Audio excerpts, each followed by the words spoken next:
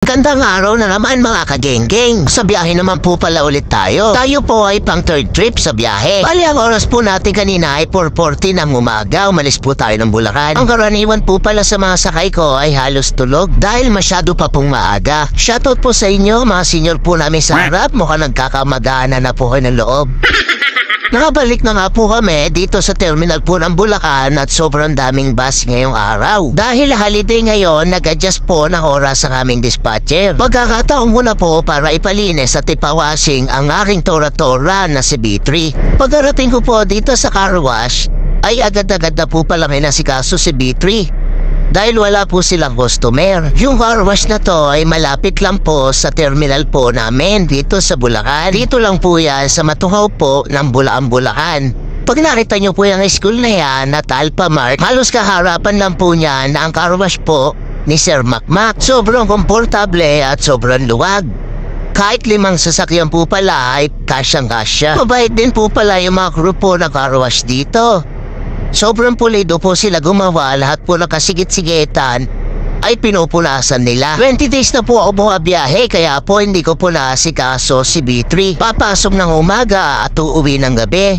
Kaya po wala na po ako nagiging time para linisin si B3. Tinalang at napakarami pong bus ngayong araw.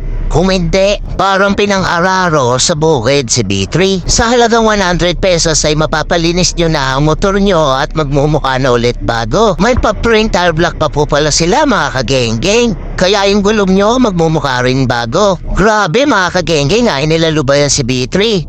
Sobrang quality nila maglinis at magkarawas dito. First time kong magpakarawas dito mga kagenggeng. Kung babalik at babalik ako dito dahil sa ginawa nila kay B3. Kitang-kita nyo naman yung trabaho nila. Sulit na sulit ang 100 na ibabayad. Dahil natuwa ako sa linis at quality, ginawa ko na pong 150 ang aming binayad. Tapos na nga si B3 at tingnan nyo naman yung quality at resulta. Sobrang ganda at parang bagong-bago siya ngayon. Kaya ano pa iniintay nyo mga taga-Bulacan? Pumunta na po kayo sa car wash po ni Sir Makmak. Baka mabudol din po kayo katulad ko. Shoutout po sa dalawang idol na kagenggeng na nag-car wash po sa aking B3. Let's go!